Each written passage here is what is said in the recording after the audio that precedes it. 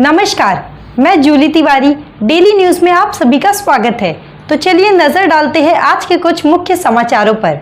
शादी का झांसा देकर महिलाओं से करोड़ों की ठगी, साइबर पुलिस की बड़ी कार्रवाई। थाने शहर पुलिस की साइबर सेल टीम ने एक बड़े साइबर अपराध का पर्दाफाश करते हुए उत्तर प्रदेश के लखनऊ में चल रहे एक फर्जी कॉल सेंटर का भांडाफोड़ किया है। यह कॉल सेंटर महिलाओं को जीवनसाथी.com जैसी मैट्रिमोनियल ऐप पर शादी का झांसा देकर ठगने का धंधा चला रहा था। इस गिरोह ने अब तक 30 महिलाओं को अपने जाल में फंसाकर लगभग 1 करोड़ रुपए की ठगी की है। इस मामले में थाने के मुंब्रा पुलिस स्टेशन में दर्ज शिकायत के अनुसार आरोपी नकली प्रोफाइल बनाकर महिलाओं को शादी का झांसा देते थे, फिर उनके विश्वास को तोड़ते हुए उनसे बड़ी रकम ऐंठते थे। आरोपी महिलाओं को बताते थे कि उनके महंगे तोहफे भेजे हैं, लेकिन कस्टम ड्यूटी भरने के बहाने उनसे पैसे वसूलते थे। पुलिस ने जांच के दौरान पाया कि आरोपी फर्जी प्रोफाइल के जरिए महिलाओं से चैटिंग करते थे, फिर अलग अलग बहानों से उनके बैंक खातों से पैसे ट्रांसफर कराते थे। इस मामले में मुख्य आरोपी एजाज अहमद और फहाद, जो इस फर्जी कॉल सेंटर का संचालक है, उनको पुलिस ने लखनऊ से गिरफ्तार किया है।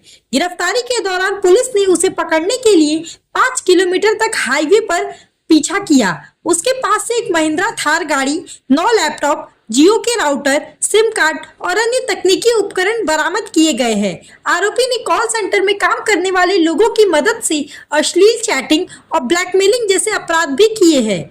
पुलिस ने बताया कि यह गिरोह महिलाओं को जाल में फंसाकर उनके अंतरंग वीडियो बनाता था, फिर उन्हें सार्वजनिक करने की धमकी देकर पैसे वसूलता था।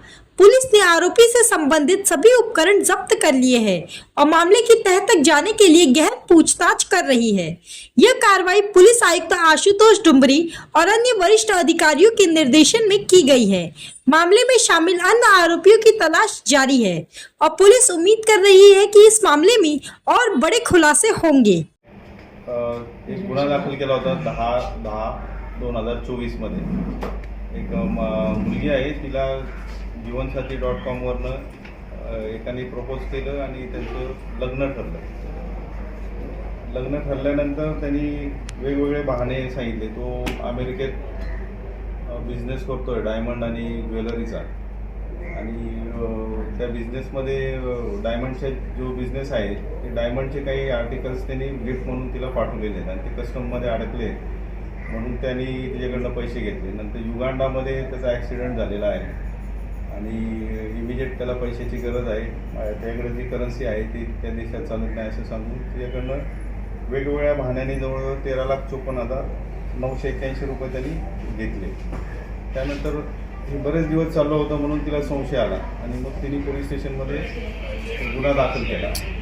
गुन्ह्याचा तपास करताना आमच्या आयोनी बँक स्टेटमेंट, जीवनसाथी.comचं प्रोफाईल आणि AI म्हणजे आर्टिफिशियल इंटेलिजन्सचा वापर केला आणि त्याच्यावरनं जईद खान हा मुलगा आहे त्याला प्रेस केलं आणि त्याला पकडलं भोपाळमध्ये। जईद खान जो आहे त्याकडे इंट्रोगेशन केल्यानंतर दुसरा जो मुख्य आरोपी आहे एजाज अहमद, त्याचं नाव फहाद आहे, उर्फ फहाद, हा आरोपी मिळून आला आणि या आरोपीने बनावट कॉल सेंटर चालू होतं त्याचं आणि जॉयझा म्हणून एक वेबसाईट तो चालवतो, त्याच्यावरून ते चॅटिंगची फॅसिलिटी देतात। तर असे तो वेगवेगळे बनावट प्रोफाईल बनवतो आणि मुलींना फसवून त्यांच्याकडनं पैसे काढतो। आता हे जे प्रोफाईल आहे जईद खान हा एकदम स्मार्ट मुलगा आहे, त्याचं स्टुडिओ आहे, हेअर स्टुडिओ आहे तिथे, हेअर कटिंग स्टुडिओ, त्याचे एकट्याचे 7-8 जवळजवळ प्रोफाईल त्यांनी वेगवेगळे बनवलेले आहेत आणि मुलींना आमिष दाखवून ते हे करतात। तर या तपासामध्ये पोलिसांकडे काहीच माहिती नव्हती, म्हणजे जीवन.comचं प्रोफाईल आणि बँक अकाउंट याच्यावरनं गुगलवरनं त्यांनी त्याच्या फेस रेकग्नाईज केला, मुलीला दाखवला आणि तो तिच्या व्हिडिओमध्ये जे फोटो होते त्यात व्हेरीफाय केल्यानंतर पहिल्यांदा आम्ही जईदला ताब्यात घेतलं। त्याच्यानंतर आमची टीम त्याच्या माहितीनुसार लखनौमध्ये गेली आणि तिथून हा दुसरा आरोपी ताब्यात घेतलेला आहे। त्याच्या कॉल सेंटरमध्ये रेडचं काम चालू असताना आरोपी आला, तर थार गाडीमध्ये तो आला होता पण त्याच्या लक्षात आलं काही गडबड आहे म्हणून मग तो थार गाडी घेऊन पळून चालला होता. लोकांनी आमच्याजवळ 5-6 किलोमीटर पाठलाग करून दुसरा आरोपी ताब्यात घेतलेला आहे. या गुन्ह्यात जे रक्कम गेलेली आहे ती सर्व रिकवर केलेली आहे आणि अशा प्रकारे अजून काही इतर फसवणूक झाली आहे का याचा पोलीस तपास करत आहे. कुठल्या राज्यातून याला अटक केलेली आहे? दुसरा आरोपी मुख्य आरोपीला लखनौमधनं अटक केलेली आहे, UP मध्ये.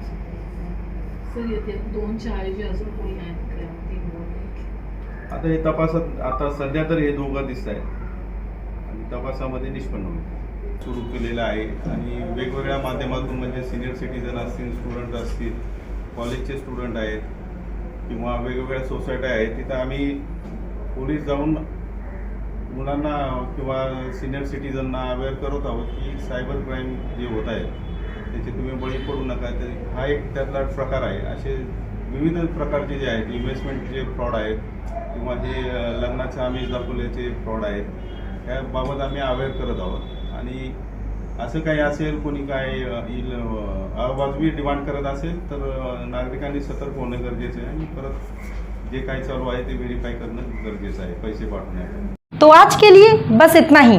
कल फिर मिलेंगे इसी समय इसी चैनल पर. तब तक के लिए मुझे दीजिए इजाज़त. धन्यवाद. हमारे चैनल को सब्सक्राइब करें और बेल आइकन दबाना ना भूलें ताकि हमारी खबरें सबसे पहले आप तक पहुँचे.